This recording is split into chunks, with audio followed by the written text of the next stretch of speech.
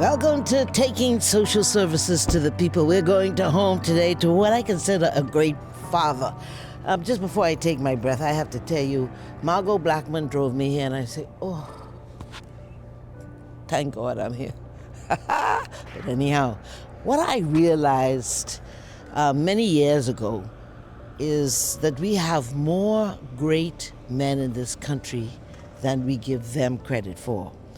There was a season for 20 years I worked at the Broadcasting Corporation of the Bahamas, and I realized that most of the men there are family men. You know, they are good husbands, good fathers. Same thing in the environment at church, the churches I have attended, and I come again now to the social services. And here it is, there are men in social services that are good men. But I thought we would take time today to really celebrate single fathers. We always hear about that no good man.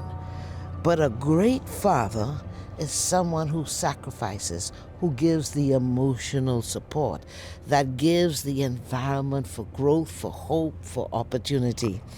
Now, I am particularly interested in our guest today because he's a single father, 2 girls. I mean, and they are his prize. And he gets up every morning and he prays. He irons the clothes. Now, one of the young girls are old enough to plait hair, but he has delegated that, so he is teaching the art of delegation and growing these young girls up in such a way that inspires me, and I'm sure will inspire you. I'll tell you, just the other day, both of them, who are in different schools, became prefects. That speaks to his leadership. Let's go in and meet them.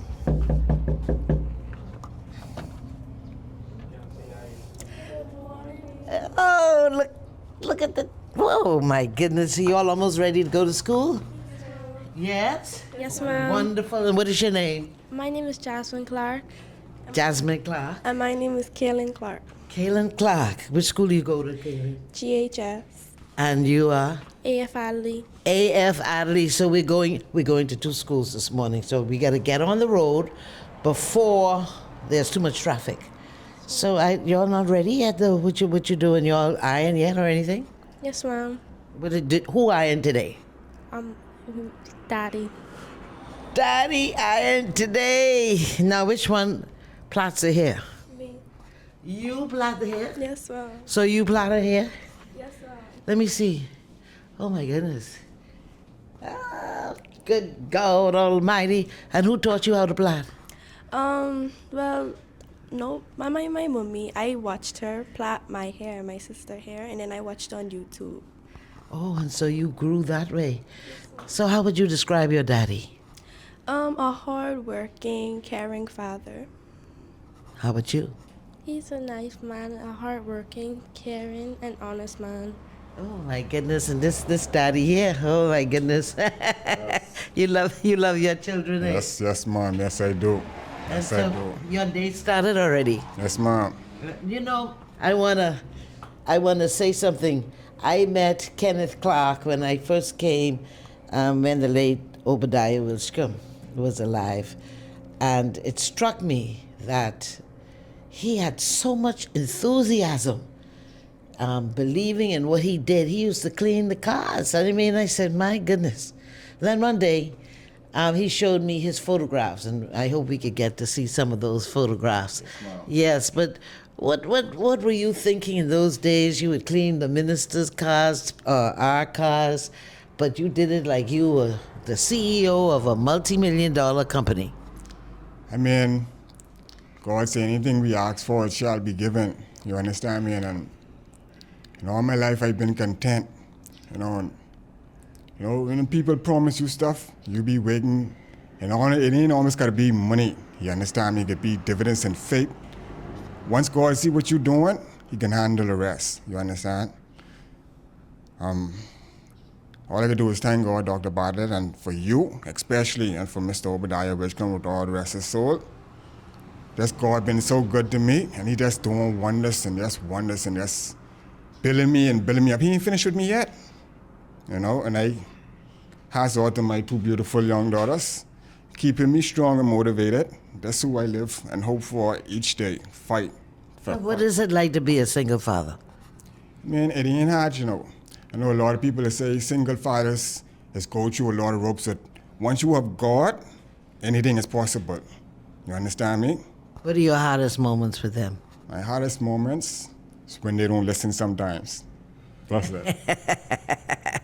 When you don't listen to your daddy. Sometimes. Sometimes you don't listen. Why? Yeah. You just want to be rude. You just want to have it your way. Yes, ma'am. How about you? Yes, ma'am. You just want to have it your way? So how do you feel when he disciplines you? You get mad at him? Sometimes. And you stop speaking? Yes, ma'am. For how long? Only for a couple minutes. Oh, that's not a long kind of mad kind of thing. Okay, all right. Well, we're going to go to school. We're going to take you to school today. And you're being very kind. I hear a cat. We can meet the cat. Cat part of the family. Yes, ma'am. Where the cat is. See the cat right there? You have two cats? I got two. One for this one, Nilo and Clover. Yeah, you like cats? Yeah. Yes, ma'am. Oh my goodness, I don't. But I like dogs. But be kind to animals. And you have your favorites. Their favorite is the cat, mine is the dog. But I want to say that as we go to school, how do you cope with them and their homework? And when you can't do it, oh Lord, when I look at the children's homework these days, I mean, at the end of the day, every day they come from school, the first thing I do is ask them if they have homework. At the end of the point where I always got to help them because they're smart, beautiful girls, as you can see. They don't need much help. They do need my help. They come and say, Daddy, well, I need help. But other than that, they go on the phone. If they have like a math problem they don't know how to solve, they go on YouTube or something and know how to watch an example. And when you see in no time, they don't know that. You understand me? I tell them, visualizing is everything. You understand me? Seek it, search for it, and stretch for it, and you'll receive it. That's excellent. We're here today because whatever you say you believe in, it'll be tested, okay? His faith is being tested. He doesn't have a car at the moment. And we thought we would give him a ride to work as colleagues today. He's now in the communications unit at the social services. And I think you have a really strong support system at social services. Of course, you have Margot and myself, but you also have other leaders? P.S. Raman, Turncrest, I would like, and Miles Lorota, Minister Miles Lorota. Oh my God. When we build ourselves, everything is about love, You understand me? Once we share love and embrace, it's out there for everybody to receive. You understand me? And when we connect ourselves around people in our development where we want to be, the outcome is outstanding. And Pedro Raman Turncrest and Miles Lorota, on behalf of Dr. Debbie Bartlett and my colleague, Ms. Blackman, I would like to say thank you. Thank you from the bottom of my heart. This is a season of Thanksgiving. And you know what to give thanks is? An expression of joy Godwards. We don't have a lot of time now. We're going to talk more in the car. Listen, let's let them hurry, get ready so we can hit the road. You all remember the song? Hitting the road one more time. All right? We'll be back in a moment.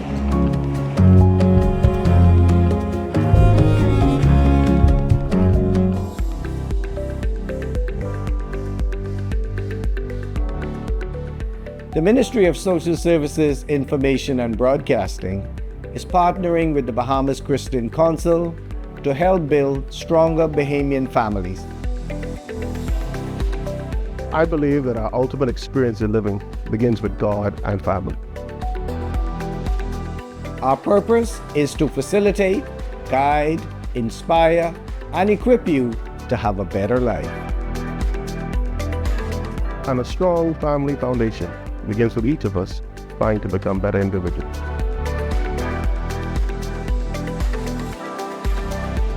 Let's unite for a stronger Bahamas. This message is brought to you by the Ministry of Social Services, Information and Broadcasting, the heartbeat of the nation, leading Bahamians from dependency to self-sufficiency to economic empowerment.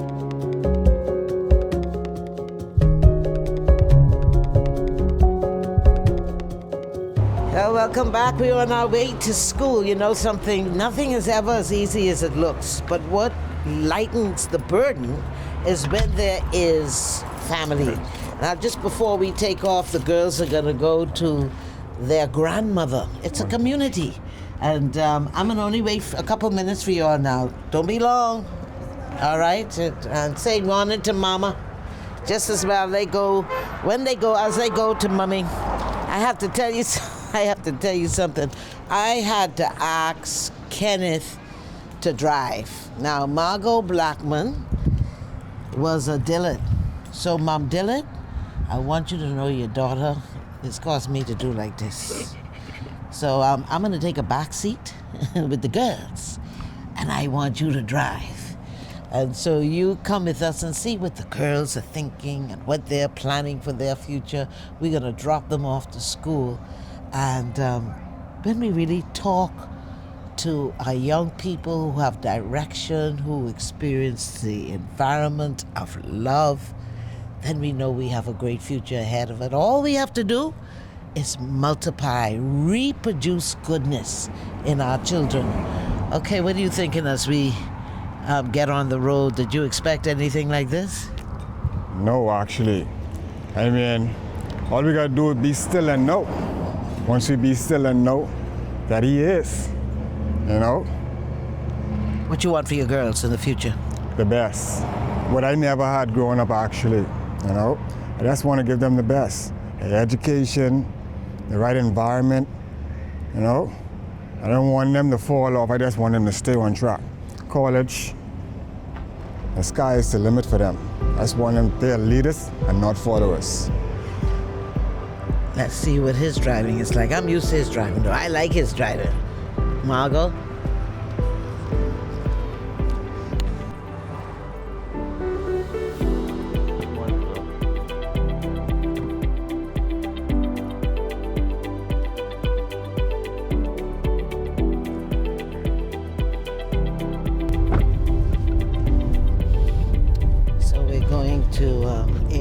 First day. Which one we usually go to? Who gets dropped off first? Me, I get dropped off first. To Government High? Yes, ma'am. Do you like it there? Yes, ma'am, I like it there. Why? Well, because my friends are there and I have some nice teachers. They're very nice and easy to talk to. So do they motivate you to want to be great, to be successful in what you do? Yes, ma'am. I have a cosmetology teacher, Miss Lodici. She's like a school mom. She motivates me to be better and great. And she wants to see me successful. And my science teacher, Miss Sweet, too. So what do you want to be successful with or in? What do you see yourself doing in the future? Well, when I graduate, I want to go to UB. I want to take up computering. And on the side, I want to be a cosmetologist as well while I'm in UB. And I want to have a great job whilst I have my degree after I graduate from college. And that's enough for now. That's a lot for now. And it's both of them are very, very important. When we think about computer science or computer literacy, the computers are the pen and paper of the 21st century. And so that gives the skill set and opens the doors of opportunity for just about any business. When we talk about cosmetology, there is a principle when you are climbing the ladder of success. Presentation is everything. As a matter of fact, when we look at the success manual for life, the Bible, the constitution of the kingdom or the country of heaven, before you could go in to see a king, you had to go to the cosmetologist and the wellness. You remember Esther? All of those ladies who wanted to be queen, they couldn't just go before the king. And I interviewed all of our prime ministers, or anytime I am on my professional walk, unless it's a hurricane or something, before I go before the king, I put on my makeup. I get my nails did, you know what I mean? I can't hide it a little bit right now, but it's an important part of the wholeness, the holistic approach to success. And I know you are also dreaming of a better future. What is your dream? My dream is to go to college, but I don't have no idea what I want to do after college. But when you go, I used to be like that, When I started college, and guess what, you weren't born yet. I went to college in 1975. I'm dating myself. And I didn't know what I wanted to be, but I know I wanted to succeed. And sometimes in life, there's a process and knowing. But if you pursue knowledge, if you work hard, if you dream big, if you follow your passion, what is it that makes you excited? You will find your purpose. But tell me a little bit about your dream. Do you have any dream? I understand that you're a good athlete. Yes, Mom. But I was hoping to be a lawyer and just be a lawyer. So what you say you're hoping to be, you still hope? Yes, Mom. You can be the lawyer. You're going to be the best lawyer ever. If you dream it, you believe it, you're going to access the opportunity, you work it. Opportunity is always watching and evaluating you. You will achieve it. So we are not far now from the AF Adley. And we go into AF Adley, Mr. Clark? Yes, ma'am. We'll drop off AF Adley first, then we come back around and catch GHS. Drop the oldest one off. Okay. Very good. Well, let's see them off. We're going to have a break and come right back.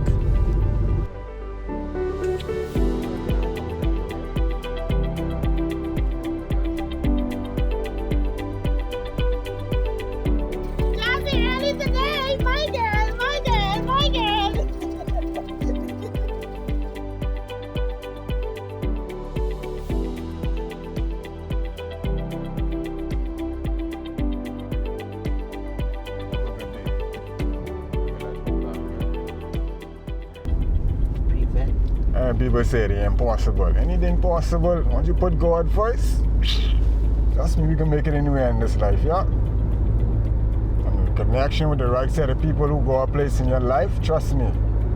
Yes, it is. Yes, indeed.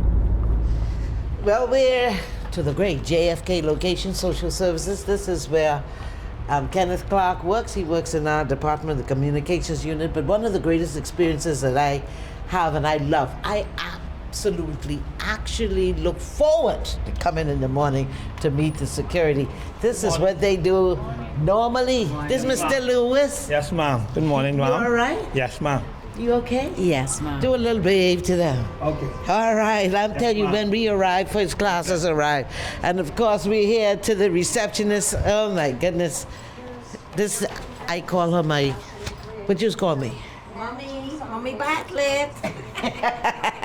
We love you. Have a great start of the day, okay? Yes, sure. All righty. Okay, we are going to take you where Kenneth Clark sits. He's now a photographer from washing cars. And that happens because he showed his photographs to me one day. And I said, what? I went to the late O.B. Wilson and I said, did you see the quality of pictures? Oh my goodness. And he said, you know, I'm thinking the same thing. What about putting him in your department and its history? Now, tell us about your work. My work, actually I do landscape, sky shots.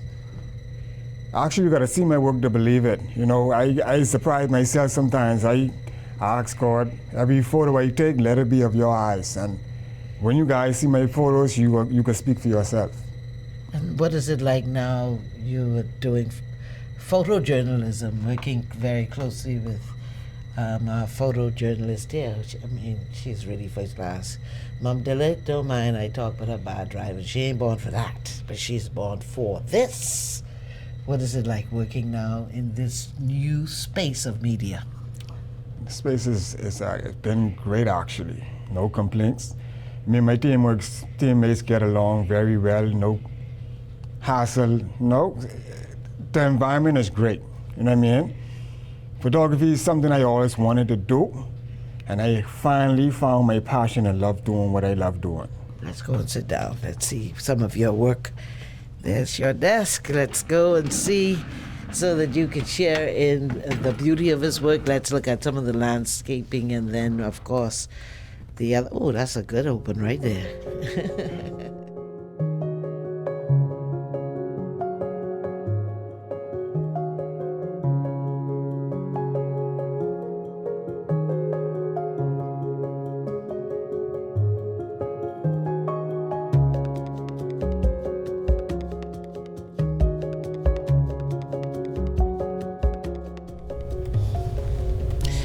You know, art, photography can be a major pillar in our economy, and it just takes vision, determination to really make a global impact. Start locally.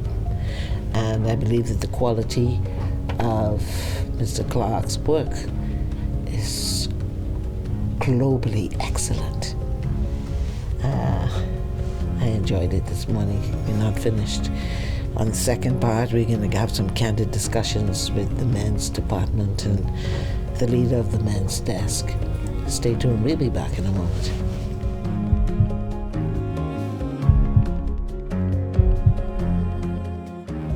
You can now stay in tune with all things social services on any one of our social media platforms: TikTok, Facebook, Instagram, and YouTube. Also, missed any of our Taking Social Services to the People programs? No worries.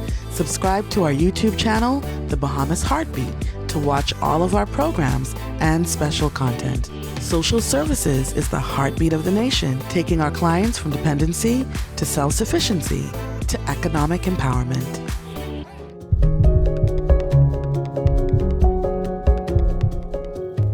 Well, gentlemen, as we continue to look at the Reclaiming Our Boys, come. I just certainly hope that this is a welcomed interruption. You're welcome. Thank you. You know, one of the things that is just so important in our country is to restore the leadership strength of men in our homes. Clearly, we need more of it. 71% of our homes are headed by women. But these three men represent any number of what I call good men. As Ms. Blackman would say, super dads, super husbands. Yes. If we always describe a problem, we become more of a problem.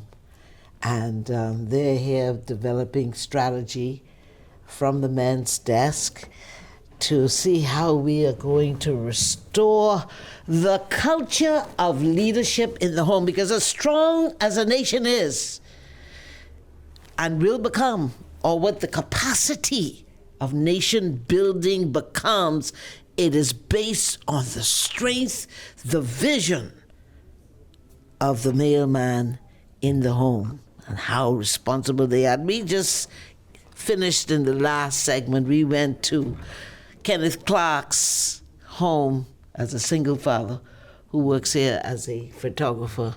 What a great experience. And we talked about how he is such a great father.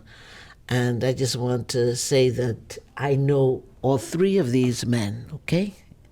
And I can vouch for their character, their love, their sacrifice, their commitment. And for those who have not been able to say anything to you, and those who are looking at you right now on television and saying that's true, on their behalf, I want to say thank you. Thank you for making a difference in our country. And so let's meet them. Now, I know you know something, especially the king of Junkanoo right over here. He's one of the kings in Junkanoo. But you are doing a great job at the men's desk here in social services. Leonardo Allen Jr. What's it been like so far? It's been very exciting, also rewarding, because it gave me an opportunity to be who I am. And while doing what I love doing, what I'm passionate about, that I believe, this is a part of my purpose, it's changed my life. I see things from a different standpoint now, from the level of which I sit, and have the awesome opportunity to work with a lot of great men in our country. Give me an example of how this position has changed your perspective. It's changed my perspective in that working with men, it helped me to now see life from a higher and a different perspective, in that a lot of the men who I work around now, most of them are much older than I am. So I have the opportunity to learn from their experiences, and it's helping me to be a much different person than I was before. Yes, and so now I think it's time to meet another friend of mine. I've had the privilege in working with him at Bahamas Faith Ministries for more than 20 years, no, 32 years. Yeah, long. That's a pretty long time. Sydney Roll. And you are here in what capacity? Bill, good morning or good afternoon, Bahamas. First of all, I would like to take this opportunity to thank my brother, Mr. Allen, for inviting Fathers and Sons of Destiny International, the group that I'm the president of, to be a part of this men's desk. I'm just honored to have this opportunity to make a contribution in our country. As we all know, Bahamas, that we are faced with a very difficult time in our country. Our young men is going astray. Our fathers is not in the home. And we as an organization, along with the men's desk president, chairman, we intend to make a difference in our country. And so I'm very excited to be a part of this movement, as I call it. We are going to make a difference in our country. The key is, Dr. Bartlett, we must get men to understand that's very important for us to stand in the gap, be available for our families. I believe I'm qualified to say, as a husband, I've been married for 45 years, one woman. I'm going to zoom in close. I've been married for 45 years to one woman. Did you have sweethearts? Did you have a sweetheart? I'm looking right at you in your eye. Yes. Did you have a sweetheart? Dr. Debbie Bartlett, for 45 years. Anybody can come up in this space and say, Mr. Sidney Road, I have a sweetheart, or have a sweetheart, let's go to court. I'm not going to try to fool you or fake who I am. You're looking at my eyes and my Adam's apple, right here. If anybody can say Mr. Rose has been sweethearting in 45 years of my marriage to one woman, let's go to court. I am grateful and appreciative to the master that kept me for 45 years. Why was that? I happen to marry a woman who are so committed to family, which is my wife. That's why I love her. Matter of fact, she worked for social services. Yes, we meet her all the time. Yes. Yeah, she's a decent human being, so I'm just grateful. Yeah, but you have women who are faithful, who love family, Yes. and they still sweetheart. Yeah. But what kept you? And do you find that really you know, you are kind of isolated in attitude. That's a little giggle, like, oh God, what do you mean he only had one? Do you find that kind of feedback? It's just real talk, right? Yeah, real talk. But we must understand, as married men, we made a vow some years ago when we got married, till death do we part. Health, sickness, and health. Faithfulness is one of the number one keys in relationship. We must understand as men, once we decide to sweetheart will have a second relationship, that is going to poison your relationship for life. It's very difficult for a woman to forgive a man. It's very difficult for a man to forgive a woman. So if we as men can understand the need to be faithful, we can really do some positive damage in our society. Yeah, that's some powerful stuff, Henry Higgins. And tell us the capacity that you're in. Of course, as I said earlier, you are one of the leaders in a Junkanoo group. And you have been working with men for a very long time. But you have an organization. What is it called? Today I sit as the president of International Men's Day Bahamas, an organization whose whole mandate is to raise awareness of issues that affect men in the nation where it's located. We have 97, or we're situated in 97 countries, so it's an international organization, and that's what our mandate is, to bring awareness to the issues that affect men and uplift, celebrate, and promote men and boys, positive men and boys. Bring awareness to the issues. In the Bahamas, this is a little sensitive topic, but that's one of the issues is infidelity. Yes, sweetheart. Sweethearting. I was being polite for a moment. No, sweetheart. Yes, and you know, what is wrong has become right. Mm-hmm. And accepted. Acceptable in our nation. And you know, a lot of times we blame the men, but the men doing it with the women for the most part. Mm-hmm. So what do you respond to that? Well, and how do you respond to that? The problem of sweethearting has always been accepted in our nation. It's nothing new. It goes all the way back. All right. We find that many of our adults and even children now are products of sweetheart. And so that poses a major problem in our nation. Because what we find is that there are leaders in every sphere who dabble in this area of sweethearting. Break down every sphere. Every sphere, the politicians, the pastors, the whatever leader you found that it because some churches you see the sweetheart children on this side and the wife children on this side. I ain't talking what I hear. I talking what I've lived. Wow. One time I was a sweetheart too. Mm-hmm. So yeah, let's talk about that. So I know what it is to try to have a marriage and then have another woman on the other side, or two or three. So because of that, I lost my first marriage. When I became born again, I got a better understanding of who I was supposed to be and my purpose in the earth. And I realized that an adulterer was not my purpose. And so when I remarried the second time, and you know, some people say, well, if you get divorced, you're not supposed to get married no more. Yeah. But I told them I'd rather go to hell for trying to live right the second time than to go to, you understand? Yes. So I remarried, and remarried to a beautiful woman, gorgeous woman, a lovely woman, precious woman. Mm-hmm. In fact, I call you out to the Joshua and Caleb of Dr. Miles Monroe.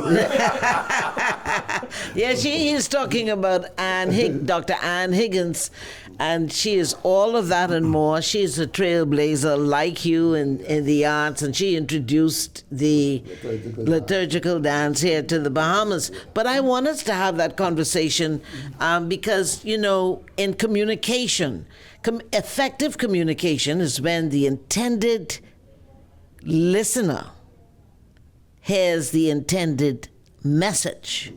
And what you were just saying, if I am in your congregation and you're the pastor, and I know that that's your wife and your sweetheart on the side, you're not really an credible example. Yeah. But unfortunately, most people follow that example. That creates what you are talking about, the altars. Now, because it has become such a norm, and like you said, it just did not begin, but now what we are being eyewitnesses to in some instances, or experiencing in one way or the other in the workplace, in the church, is the anger, the frustration, the decadence, the comfort with doing wrong. When I say anger, I'm talking about children having children, a 13 or 12-year-old having a child, and now they are adults and they are angry. Yes. What is your story? You're young. You're good looking. How you manage the women? Well, I think that is quite easy to do. I know in my past it was a difficult thing for me to do. Hearing Apostle's story, I have similar story in that my father, he had a son, then I came along, and we were both with different women. So that lifestyle followed me for a very long time. One of the things I realized, as long as you show respect for yourself, women will in turn respect you. We cannot play blind to the fact that there are temptations, but the reality of the temptations is when you give into it. But it is important for us to realize that God always make a way of escape. And if you know that you can't handle it, don't go in the fire. For me, I have always, since giving my life to Christ, I've always walked with a level of respect for myself, because just like Apostle said, and I have to piggyback on that, that's what caused me to rise to a different place, realizing that you're a king, you know. Because there was a time when I was involved with a lady in the church, right? She was a church woman. And the reality of it is we were doing worldly things. But I had to come to the realization that, you know something, you are a king, you know. And that's when it clicked to me. Stop giving yourself away unnecessarily. For what reason?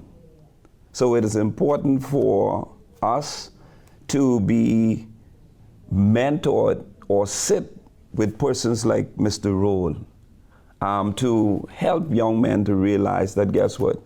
You can see it, you can see the fruit, but you don't need to pick it. So you have to walk with a level of respect for yourself first. And when you are able to do that, people will just automatically respect you, because they will see you and they say, you know what? He looks nice, but I ain't bothering with him. Because you walk with a certain level of respect for yourself, integrity, and people will say, you know what? Just leave that one alone. Do you have the two major challenges, at least in the Bahamas and most developing countries, is sweethearting, and I want to know from your perspective, it undermines the ability to provide, and the leader of the home, the purpose of being a husband and a father is to be the protector and the provider. Speak to me, each of you, Apostle, what undermines provision? Because we have so many children that don't see their father, don't provide for them, don't even honor what is there in the court system. I mean, the directive given by the courts. What is this whole thing and about the lack of provision of the father, and how are we going to correct that? I want each of you to respond to that, beginning with Apostle Higgins. So my thinking is this: our nation has socioeconomic problems. We, as a nation, have to find a way for the money to reach the small man. As governments plan and prepare, there's got to be a plan. A part of the plan is to be how to reach the small man in being down with the money. How the money is, and I think it's important for us to allow some things to be easier accessible. Because I found that even open a bank account now is hard. It's too difficult. Things are too difficult for the small man in this nation who is just making ends meet. So we have to lighten up the load on certain things. You know, Apostle just talked about getting the money trickled down into the small man. One of the things that we have to understand is that wealth is created by the amount of time our monies circulate within our community. So you hit on a very important and strong point. We're going to have our final segment as soon as we come back.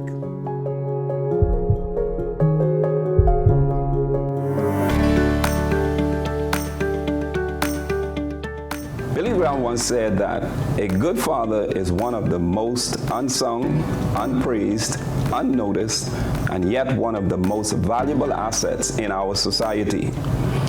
As we seek to uplift and strengthen family ties, we want to take the time out to praise the fathers who are taking care of their families. Whether you are married or a single father, we want to salute you for taking up the charge to lead, provide, and protect your family. For those who are struggling with fatherhood, all is not lost. It is not too late to be the needed father to your children. We urge you to step up for your children and be the father they need and deserve. If you need help, contact the Department of Social Services National Parenting Program that can assist in placing you on the right path to being a good father.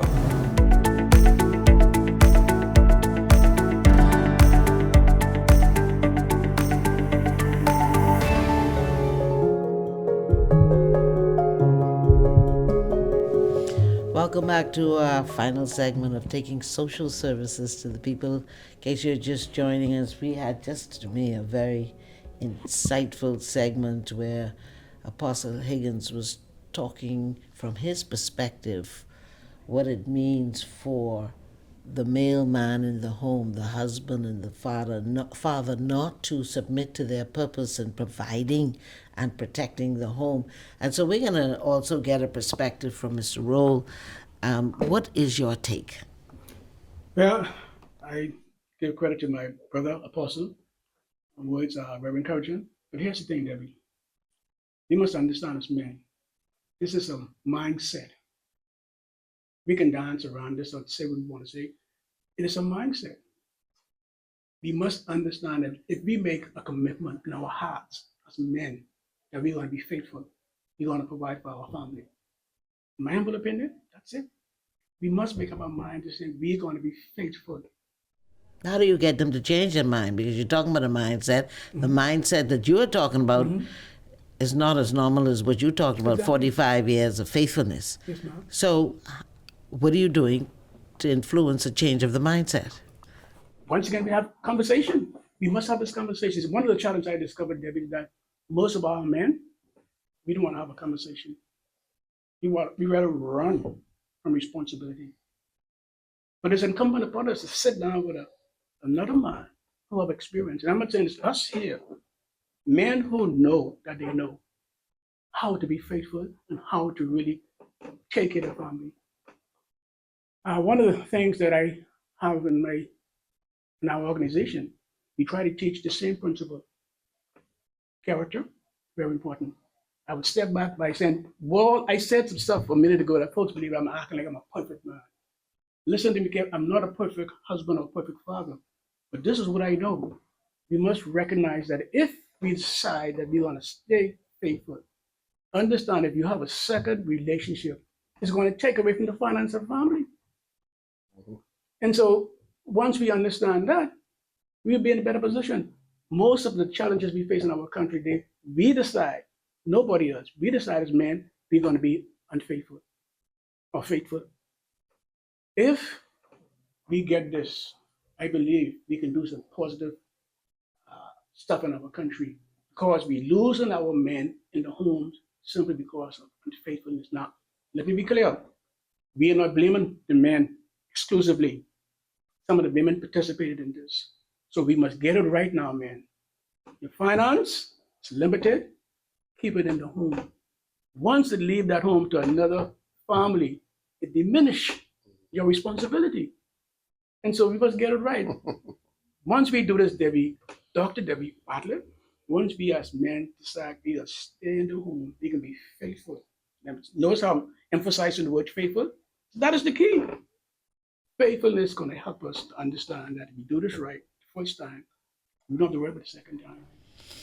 Very powerful. And so I'm so proud of again, because what we need to see more of is youth in our nation. And so we have a young man with a mindset that is in the right direction, and he has substance. Your take and your vision for the men's desk and how you are going to influence the nation to have the mindsets that all of you represent.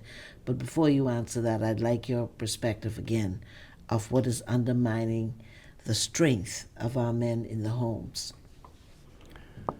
I would start by saying, firstly, we have to submit to God. I firmly believe when we submit to a higher deity than us, we are going in the right direction. The second thing is take great humility in who you are or discovering who you are. Because outside of humility, we would find ego, pride, high-mindedness that will drive us into some dark places of hate, anger, bitterness, unforgiveness, jealousy. And when we are able to come to a place of submitting and humility, everything else around us becomes much more easier than it was before. When it comes to fathers or even fathering, I believe that no matter what challenges you face, you would endeavor to be the best man or father that you can be for your children, no matter where they are. Regardless if you and that woman isn't together anymore, you know that my responsibility is to this child or these children. And that is very important for us to understand. I said that because I sit here not as a perfect man, but a man who is working towards perfection. Yes, sir. I sit here as a man who has conformed to the pattern of the world, but being transformed every day by the renewal of my mind. I sit here as a man who understands the dynamics of having kids out of wedlock, but understanding that although my first child I had when I was 19, that's my responsibility. My second child I had, I was 33, 34. And that's my responsibility. But irregardless of the fact that with me and the mothers are no longer together, they are my responsibility. Until such time, me and them, my daughters, I love them. We have an awesome relationship, and we talk practically every day or every other day. So I encourage fathers, I encourage men, despite what you and the mothers may be experiencing or went through or going through, don't neglect the responsibility of taking care of your children.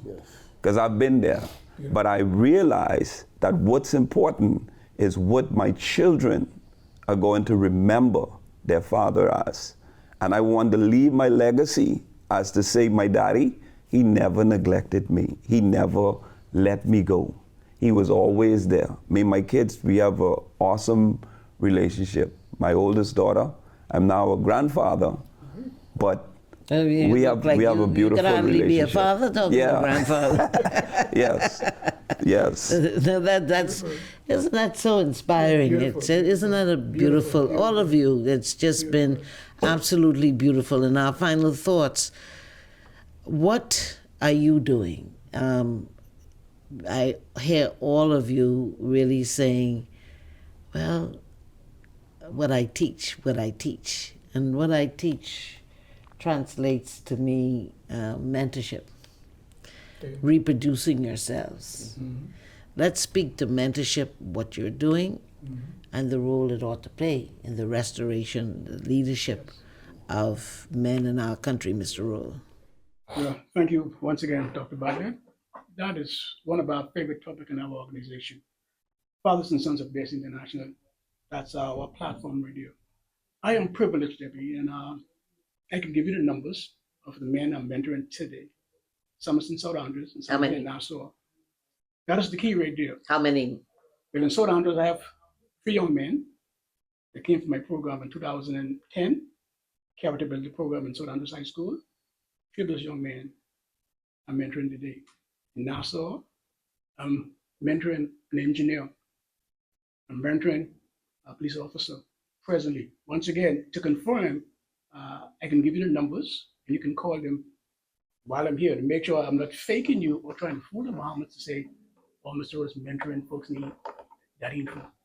Mentoring is the #1 key in our society. I love what Mr. Allen said earlier, you see, because when men like myself, Dr. Higgins, when we try to start to mentor young men, they can see mentoring is all about lifestyle. If you want to mentor a young man, you got to live it. Most of us want to mentor young men, but our life, Dr. Bartlett, is not up to scratch. Mentoring, the key to mentoring is that live the life that you say that you are. A lot of us like to talk, we good in talking. So are we talking so good here?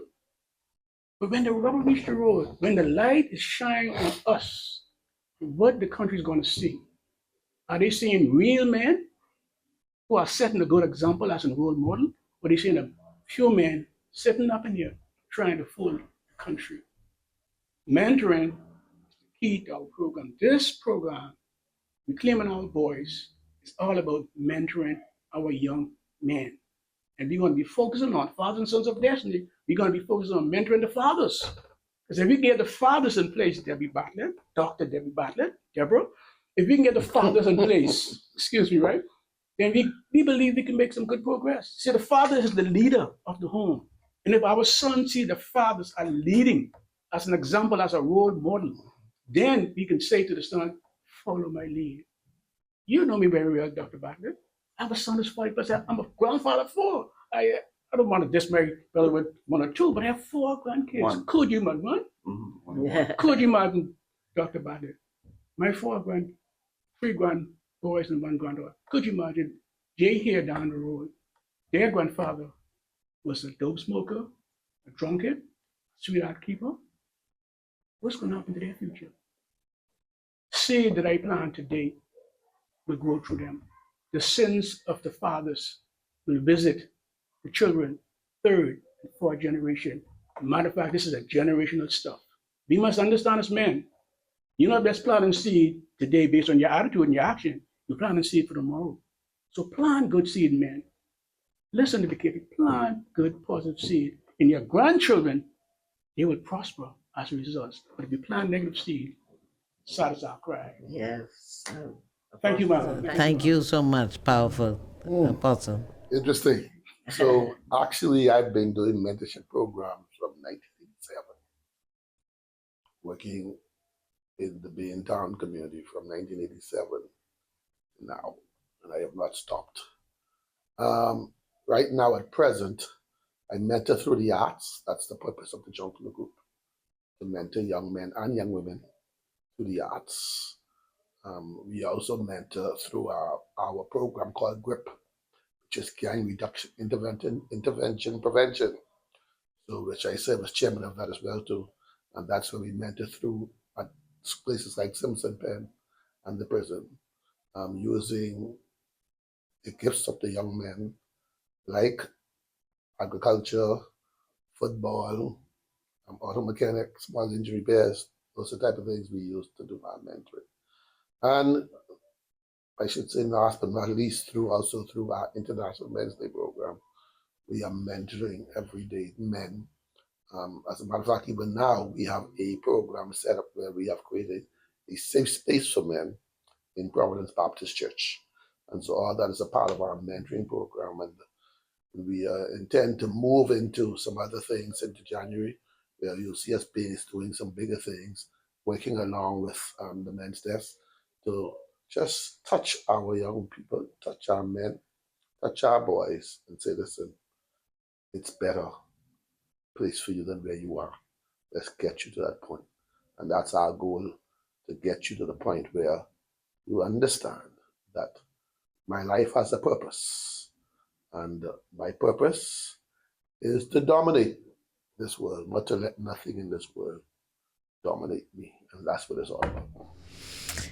I leave you with these final thoughts. It summarizes what our three super dads talked about. We have our leader here who basically said they're watching. I just want to reinforce people here with their eyes. We heard about the Dominion mandate and the need for our relationships and our dreams to go beyond just looking for a job, but having ownership. Well, it's really a mandate from God. A ruler is a leader. Dominion means to master. The mastery of a skill set develops the leader in you. Third and final point that was so important that Mr. Roll talked about the mentorship they all did, but he was able to specify, as was Apostle. And I noticed that you called him Mr. Darling. That's his family line, that Darling.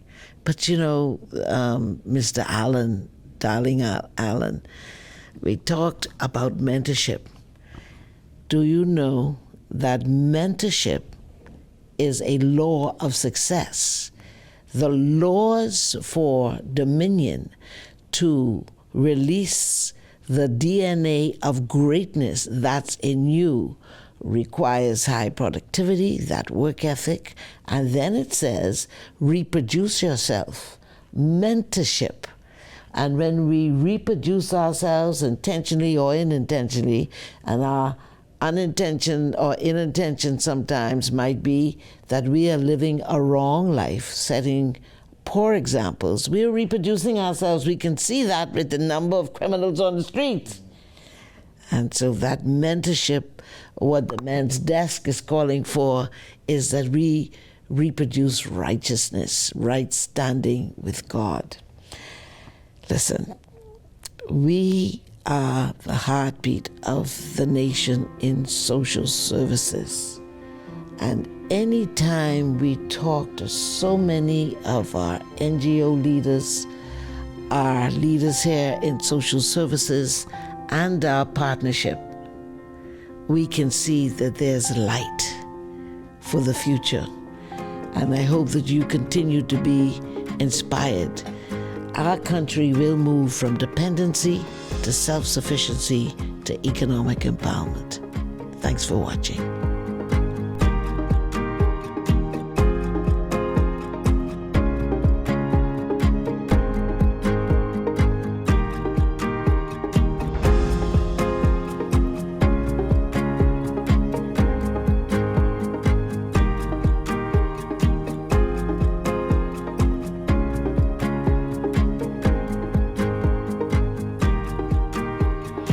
This has been a production of the Ministry of Social Services, Information and Broadcasting, the heartbeat of the nation, where we move our clients from dependency to self-sufficiency to economic empowerment.